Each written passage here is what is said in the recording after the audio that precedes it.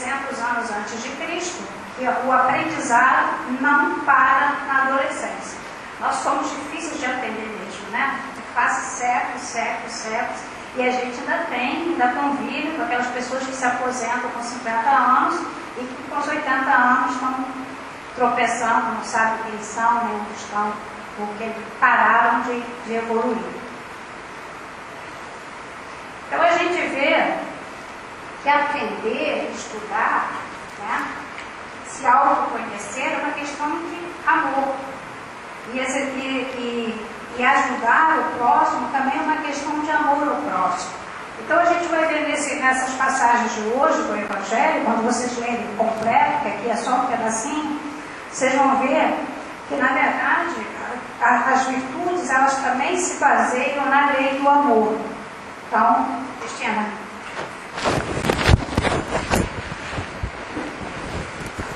A lei do amor.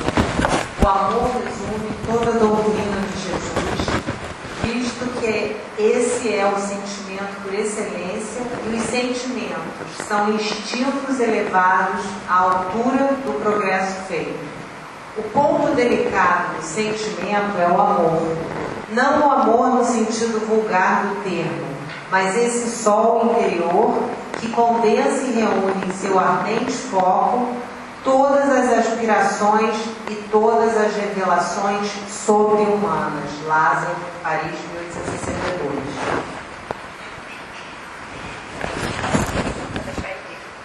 A gente vai ver no item seguinte, né, a gente vai ver o exemplo de São João.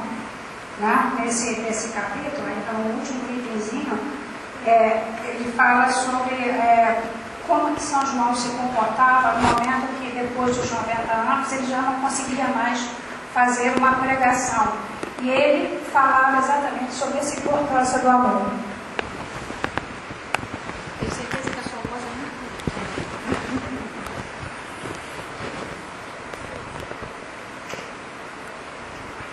Não nos canseis, pois, de escutar as palavras de João, o evangelista.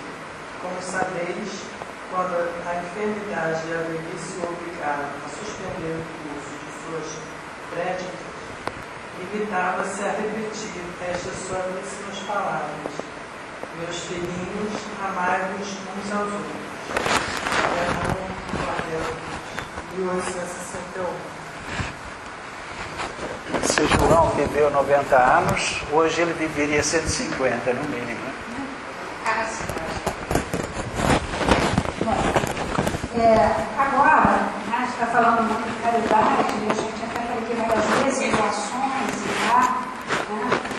Mas a caridade, na verdade, ela tem um sentido muito mais amplo.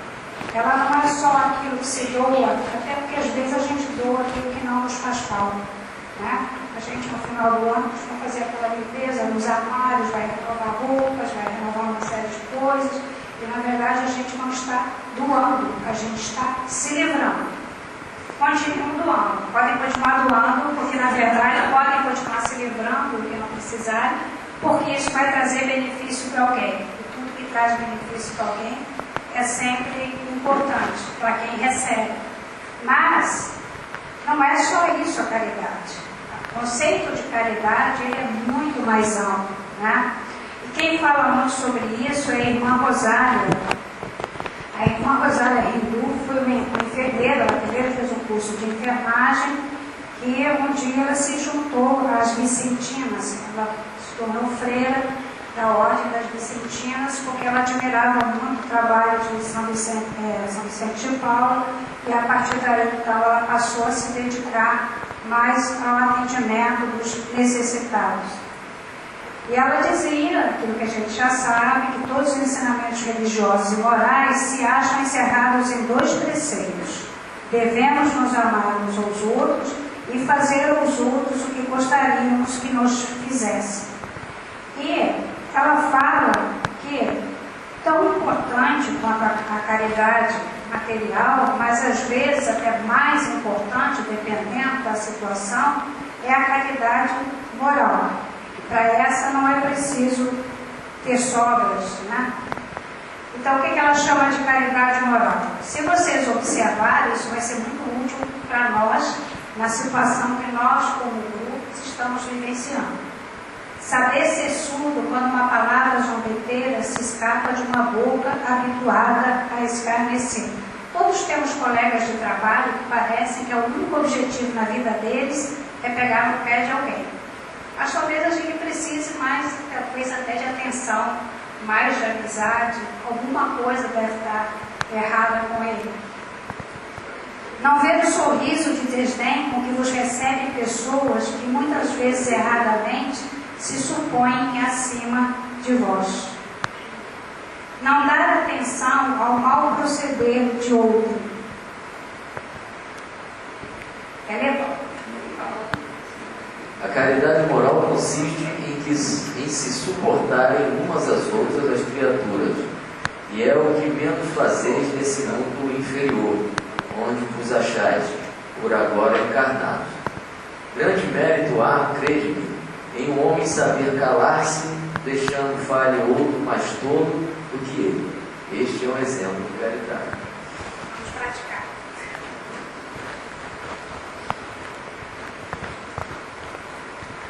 Em relação a isso, vou contar uma história para vocês, que está narrada no capítulo 13, que fala sobre não olhe a vossa mão esquerda, que dá a vossa mão direita. Está no item, está numa das instruções dos Espíritos.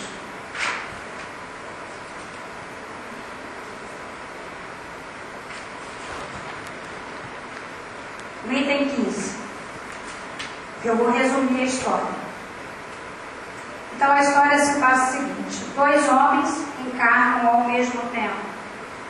E, como é uma história, Deus é uma figura humanizada, né? Então Deus chama os responsáveis por aqueles dois homens que iam reencarnar e deu para eles um saco para cada um.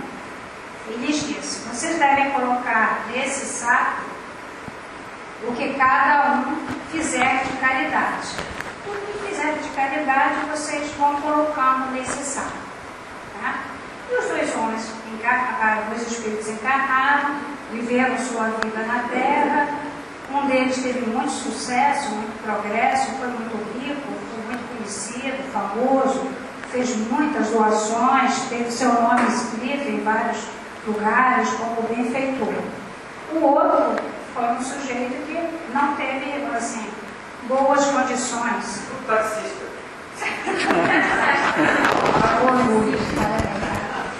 Então, assim, lhe faltava dinheiro, né? Então, viveu sua vida toda e eles retornaram ao mundo espiritual no mesmo momento.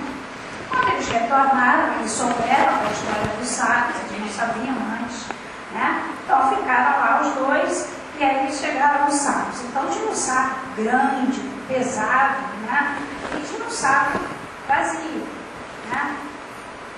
Poucas moedas ali dentro, né? Quase pesava nada. E aí o rico se apressou a dizer: conheço essas joias que estão saindo desse saco tão cheio, isso tudo fui eu que doei, esse saco é meu, já pensando que como Deus deveria estar feliz com ele, né, por tudo aquilo que ele tinha doado, né, toda a sua vida. O outro pobre disse: não, o saco vazio é meu mesmo, não tinha dinheiro mesmo para doar, poucas vezes eu realmente doei alguma coisa, e eu estava convencido da sua inferioridade frente a Deus, né? E aí eles colocaram, os dois sacos foram colocados na balança. E aí ficaram extremamente surpresos porque o saco com o ouro não pesava nada, né? O saco subiu e aquele saco vazio pesava mais, né? O rico ficou logo indignado. Como pode? Como pode essa balança, um saco tão pesado, pesar tão pouco aqui? E aí então Deus explica, né? Na verdade, o dinheiro aqui não tem valor, né? Tudo que você doou durante sua vida na Terra, você doou do que lhe sobrava. Na realidade, não foi nenhum sacrifício. Você fez, tem mérito, mas foi uma obrigação, porque na verdade lhe sobrou muito. Era a sua obrigação dividir, pelo menos, o que lhe sobrava. Mas foi uma pessoa que botassem aquelas plaquinhas em agradecimento, né, ao que tinha feito. Então, assim, de certa maneira, a recompensa dele já estava ganha, mas que aquilo que ele fez tinha mérito, sim, e que aquilo ia de ter valor na sua própria vida lá no céu. Mas, que realmente, o que mais pesava na balança, no mundo espiritual, não eram bens materiais, mas era a indulgência, né? Ele dá uma das primeiras características que ele diz para aquela pessoa que tinha muito pouco dinheiro, é que fulano, né, ele nunca julgou ninguém, nunca se arbitrou de juiz de alguém, nunca condenou. Ele foi sempre indulgente e sempre teve uma palavra de atenção e carinho para quem precisava dele. Então, ele tinha as virtudes, e essas virtudes pesavam muito mais na balança no mundo espiritual do que a matéria, que a gente sabe que os valores materiais lá não tem valor. Por favor, não parem de pagar a mensalidade dos custódios. Tá? Tudo é necessário. Tá? Nós também precisamos de dinheiro para poder manter a creche, para poder manter a casa. Dinheiro é importante, sim. Mas o que ele queria chamar a atenção é essa parte da caridade moral que nós nos lembramos com tudo. E essas virtudes, na verdade, são exemplos de virtudes que seriam, vamos dizer assim, estimuladas pela própria caridade. Então, eu trouxe como exemplo a beneficência, a piedade e a indulgência. A beneficência, que é aquela virtude de fazer o bem. A piedade, que é a compaixão pelos sofrimentos alheios. E a indulgência, que é a tendência para perdoar culpas ou erros. Né? Então, assim, a beneficência é uma virtude que nos ajuda a ajudar o próximo. Mas o mais importante é socorrer aqueles que sofrem da miséria escondida. Quando você tem uma grande catástrofe, né, geralmente não faltam doações, não faltam socorros. Qualquer grande acidente, inundação, às vezes as doações são maiores do que a capacidade daquela região, daquele povo conseguir até, assim, absorver. Né? Então, assim, o que me chama a atenção nesse capítulo é que, na verdade, a miséria crônica tem que ser esquecida, né? Então, é aquela frase, né? Quem dá uma vez, 2 vezes ou 3 vezes no ano. Mas quem precisa sempre, né? Então, ele chama a atenção nesse sentido, que existe a miséria escondida, né? E que as pessoas, elas não podem fugir, às vezes, dessa situação, né? A gente sabe que a piedade, essa compaixão que leva de repente pessoas às vezes até que nunca doaram a fazer doações, né? Muitas ONGs se formam às vezes, né, nesse socorro às vítimas, depois eles veem a necessidade daquele povo, daquela região, e aí eles se organizam e passam a ajudar e a contribuir. Então a piedade ela é importante porque ela ajuda a afastar o egoísmo e o orgulho. Então ela pode ser a porta de entrada para que uma pessoa comece a exercer a caridade.